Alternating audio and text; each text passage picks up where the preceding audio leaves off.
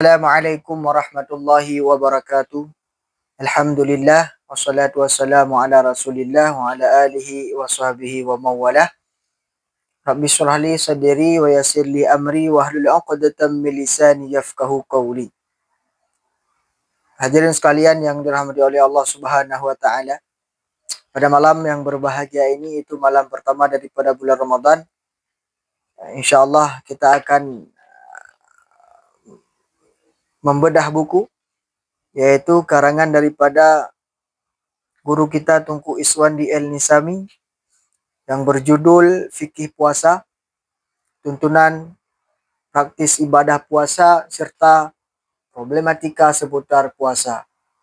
Juga ada kata-kata sambutan daripada Abi Dr. Sofriyadi SHMA, yang mana beliau merupakan guru kami, yaitu berjabat sebagai Mudir Ma'had Ali Rawdatul Ma'arif Chatru.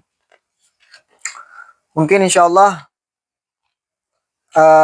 dalam bulan Ramadan ini kita akan mengkaji daripada buku ini.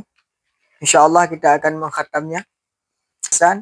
Di sini cukup banyak pembahasannya, mulai dari sejarah pensyariatan puasa, tahap pensyariatan puasa, juga sampai pada akhirnya nanti cara untuk mengetahui bagaimana kita bisa mengetahui malam Lailatul Qadar. Maka insyaallah pada malam yang pertama ini, di edisi ataupun episode yang pertama, kita akan memasuki daripada pendahuluan.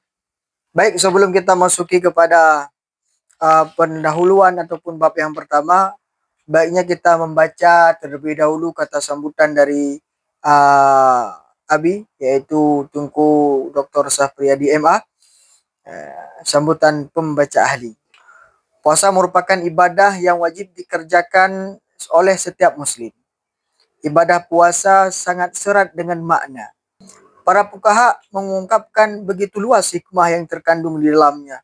Tak ketinggalan, para ahli kesehatan pun membuat sebuah penelitian dan membeberkan manfaat ibadah puasa. Namun, hikmah ibadah puasa ini sebenarnya sangat luas dari yang kita ketahui. Makna puasa yang terus berkembang hingga saat ini hanyalah keterbatasan akal manusia untuk mengetahuinya. Melalui buku ini, penulis, yakni Tunku Iswandi, menjelaskan tentang bagaimana keutamaan ataupun makna ibadah puasa. Penulis juga memaparkan pengertian puasa, siapa saja yang wajib berpuasa, disertai hukumnya, hal apa saja yang dapat merusak atau membatalkan puasa, dan lain sebagainya. Puasa dalam agama Islam aturannya jelas, yaitu menahan diri dari makan, minum, dan hal-hal yang membatalkan puasa, mulai dari terbit fajar hingga terbenamnya matahari lillahi ta'ala.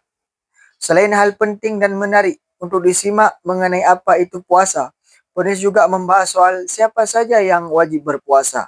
Hanya yang beriman Islam, hanya yang beriman balik berakal, suci dari haid ataupun nifas, mampu melaksanakan puasa dan mukim, tidak dalam perjalanan jauh. Yang wajib berpuasa khususnya di bulan Ramadan. Hukum-hukum juga dibahas dalam buku ini. Bagi yang bukan muslim, belum dewasa, orang gila, tidak wajib untuk berpuasa. Dan tidak wajib pula untuk menggantikannya.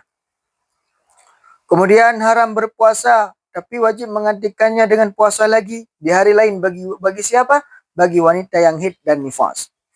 Kemudian hukum selanjutnya, boleh tidak berpuasa dan wajib menggantikannya pada hari lain. Itu terpundak kepada mereka yang sakit atau dalam perjalanan jauh. Boleh tidak berpuasa tapi wajib fidyah. Ya, bagi mereka yang sudah terlalu tua dan sakit kronis berkepanjangan. Boleh tidak berpuasa dengan kewajiban mengqadha atau fidyah bagi wanita yang sedang hamil atau menyusui. Ini merupakan pembagian hukum-hukum puasa. Ada yang boleh meninggalkan puasa dengan secara menggantikannya. Ada pula yang boleh meninggalkan puasa tanpa harus menggantikan fidyahnya. Ya, itu mungkin akan dibahas nanti dalam pembahasan selanjutnya. Kemudian buku ini memang tergolong ringkas, sangat ringkas. Buktinya ini memang sangatlah tipis dibandingkan dengan buku-buku yang lain. Tapi pembahasan di dalamnya ditutur secara mendalam dan isinya meyakinkan para pembaca karena isinya dikutip dari kitab-kitab turas yang bermazhab Syafi'i. Yang intinya apa? Buku fik puasa karangan guru kita Tunku Iswandi Al-Nisami ini memang karangan yang sangat ringkas, tetapi isi daripada kutipan-kutipan yang ada di dalam buku ini ya dari kitab-kitab turas yang kitab-kitab terpercaya daripada mazhab Imam Syafi'i. Walaupun buku ini sangat ringkas, tetapi isi yang ada di dalamnya adalah kutipan daripada kitab-kitab turas yang bermazhab Syafi'i. Maka bagi kita yang bermazhab Syafi'i cocok sekali untuk membaca buku ini. Kemudian kami sangat mengapresiasi terhadap kegiatan penulis yang telah berusaha mengupas tentang problematika seputar ibadah puasa. Semoga dengan lahirnya buku ini bisa membangkitkan motivasi bagi para thalabah lain untuk melahirkan karya tulis yang bermanfaat. Mungkin inilah sambutan daripada pembaca ahli, yaitu guru kita Tunku Dr. Safriyadi SHI MA. Baik, kemudian kita memasuki ke dalam pembahasan yang pertama. Bab yang pertama yaitu pendahuluan. Kenapa penting pendahuluan? Karena untuk kita mengetahui sesuatu kita harus membahas dulu apa yang akan kita bahas. Maka sebelum kita memasuki ke dalam pembahasan, tentunya kita akan terlebih dahulu mengenal pembahasan apa yang akan kita bahas. Maka saya akan membacakan pendahuluan daripada penulis. Kita sebagai umat manusia yang hidup di dunia yang fana ini sangat dituntut untuk selalu mempersiapkan perbekalan untuk menuju kehidupan yang sebenarnya, yaitu kehidupan setelah dunia ini dihancurkan dan diganti dengan kehidupan akhirat. Apabila kita lalai dalam menjalankannya, maka penyesalannya akan diperoleh kelaknya. Oleh sebab demikian, persiapkanlah perbekalan sebanyak-banyaknya karena perjalanan menuju alam akhirat sangatlah panjang. Kita sebagai hamba Allah sangat dituntut untuk selalu menjunjung tinggi semua perintahnya dan menjauhi segala larangannya. Di antara perintahnya adalah menuntut ilmu agama. Sebagaimana sabda Nabi SAW, "Utlubul ilma walau bisin, fa inna talabal ilmi faridatun ala kulli muslimin." Tuntutlah ilmu walau ke negeri Cina, karena menuntut ilmu merupakan kewajiban atas tiap-tiap muslim. Jadi ilmu agama yang wajib dituntut oleh setiap pribadi insan adalah ilmu hal. Makna ilmu hal adalah ilmu yang berkenaan dengan perkara yang sedang dialami ataupun dihadapi oleh pribadi setiap manusia. Tentunya setiap manusia tanpa ilmu semua amalan yang dilakukan tidak diterima oleh Allah Subhanahu wa taala. Ya. Kemudian adapun ilmu yang lain hukumnya adalah fardu kifayah. Selain ilmu hal tadi, maka kita ingin mengajarkan sholat, maka kita belajar tentang sholat. Kita ingin melakukan puasa, maka belajar tentang puasa. Contoh semisal ini bulan Ramadan, yaitu ada puasa pada bulan Ramadan. Maka tentunya kita harus belajar tentang ilmu puasa. Bagaimana dimaksudkan dengan puasa? Apa syarat daripada puasa? Apa rukun daripada puasa? Tentunya semua itu tidak dapat kita ketahui melainkan dengan ilmu. Maka pada kesempatan ini dengan singkat para penulis akan menjelaskan sedikit demi sedikit tahapan untuk kita terlepas daripada tuntutan belajar ilmu puasa. Kemudian dapat kita pahami dari hadis di atas bahwa yang dimaksudkan dengan tuntut ilmu di situ adalah ilmu hal. Kenapa demikian? Karena ilmu hal adalah ilmu yang berkenaan ataupun yang sedang dialami oleh seseorang tentang perkara yang akan dia lakukan. Contoh puasa. Puasa inilah merupakan suatu perkara yang harus dikerjakan oleh setiap insan. Maka untuk hasil daripada makna puasa, tentunya kita harus mengetahui bagaimana kriteria yang ada di dalam puasa tersebut. Tentunya tidak terlepas daripada syarat berpuasa rukun puasa, syarat berpuasa, apa-apa saja yang dapat membatalkan puasa.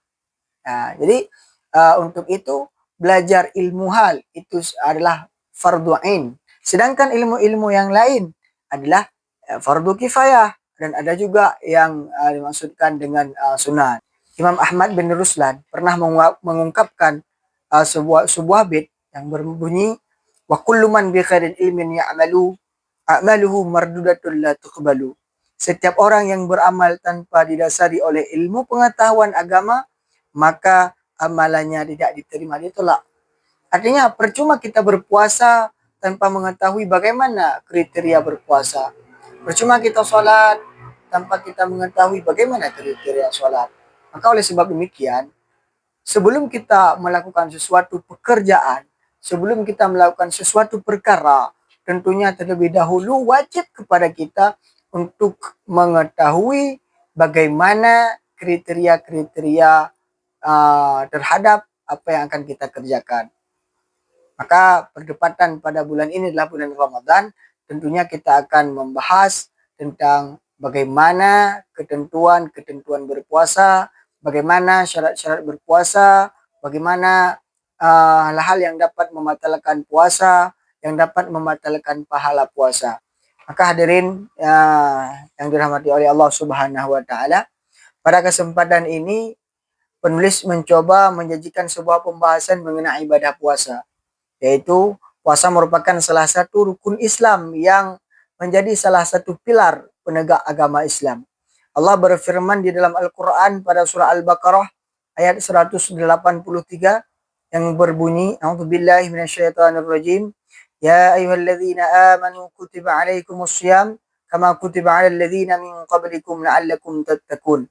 Hai orang-orang yang beriman, diwajibkan atas kamu berpuasa sebagaimana diwajibkan atas orang-orang sebelum kamu agar kamu bertakwa.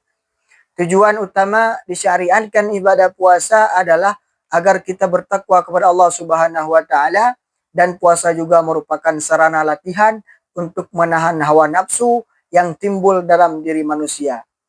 Bahkan puasa juga merupakan sebuah terapi yang bermanfaat bagi kesehatan setiap manusia.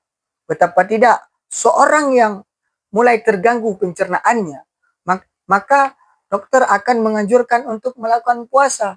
Kenapa demikian? Supaya pencernaannya kembali normal. Maka puasa ini bukan hanya anjuran daripada Allah Subhanahu wa taala. Ilmu kedokteran pun membuktikannya bahwa banyak sekali hikmah daripada berpuasa. Maka dalam tulisan singkat ini penulis menyatakan bahwa ada beberapa kandungan yang mengenai tentang puasa. Di antaranya yang paling penting adalah apa itu puasa ataupun definisi daripada puasa. Kemudian pembagian puasa, kemudian rukun-rukun puasa, syarat-syarat puasa, problematika mengenai puasa dan lain sebagainya. Mungkin inilah bab yang pertama, yaitu tentang pendahuluan. Mungkin saya rasa ini sudah kita pahami bahwa sebelum kita melakukan sebuah pekerjaan, sebuah perkara, tentunya kita harus mengetahui dulu bagaimana, tentunya kita harus memiliki ilmu tentang pekerjaan ataupun perkara yang akan kita kerjakan. Dan kita harus mengetahui kriteria-kriteria daripada perkara itu tersebut supaya hasil maksud daripada tujuan kita.